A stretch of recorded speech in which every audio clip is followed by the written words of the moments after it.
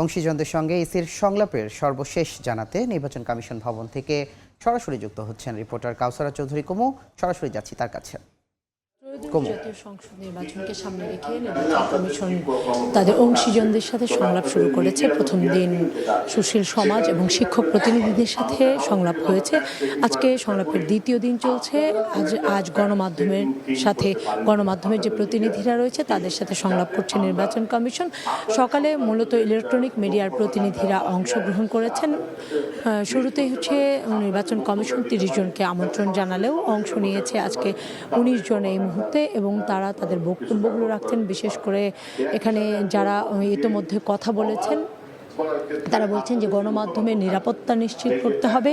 নির্বাচন কমিশন বারবার আইনের কথা বলছে, সেই আইনের শুধু আইন কাগজে কলমে থাকলে হবে না। সেক্ষেত্রে এবারে নির্বাচনটা যেহেতু একটু ভিন্ন আঙ্গিকে হবে, একটা চ্যালেঞ্জ হবে নির্বাচন কমিশনের জন্য, কারণ এখানে নির্বাচন কমিশনের প্রতি যেমন মানুষের আস্থা নেই, তেমনি ভোটারদেরও ভোটের প্রতি আস্থা নেই। একই সাথে আইন শৃঙ্খলা বাহিনী ভঙ্গুর পরিস্থিতিতে আছে। সকলকে আসলে নিয়ন্ত্রণে এনে একটা সুষ্ঠু এবং গ্রহণযোগ্য নির্বাচন করা নির্বাচন কমিশনের জন্য কঠিন কাজ হবে, এবং এই কঠিন কাজটা নির্বাচন কমিশন মূলত কিভাবে সফল করবেন সেটি হচ্ছে দেখার বিষয়। এবং কমিশন তাদের ভূমিকা কিভাবে রাখবেন, তাদের গার্ডস যে থাকতে হবে সেটিও তারা মনে করছেন যে জরুরি।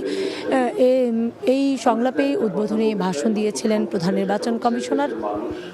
তিনি এর আগের দিনও বলেছেন যে আসলে সুষ্ঠু সুন্দর নির্বাচন করতে নির্বাচন কমিশন বদ্ধপরিকর। সেক্ষেত্রে গণমাধ্যমকে তাদের পার্টনার হিসেবে নির্বাচন কমিশন রাখতে চায়, এবং সকলে যে বিষয়টিতে মানে সবচেয়ে যে এর জায়গা, সন্দেহের জায়গা, সেটি হচ্ছে এআই এর ব্যবহার। এই অপব্যবহার রোধ করা কমিশনের জন্য কঠিন হবে বলে সবাই মনে করছেন। যেহেতু সংলাপ চলছে 12:30 পর্যন্ত এই সংলাপ চলবে, এবং দুপুর 2:30টার সময় আবারও সংলাপ শুরু হবে, সেটি হচ্ছে প্রিন্ট মিডিয়ার গণপ্রতিনিধিদের সাথে।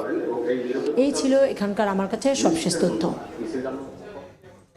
নির্বাচন কমিশন ভবন থেকে সর্বশেষ জানাচ্ছিলেন সহকর্মী কাউসারা কুমু।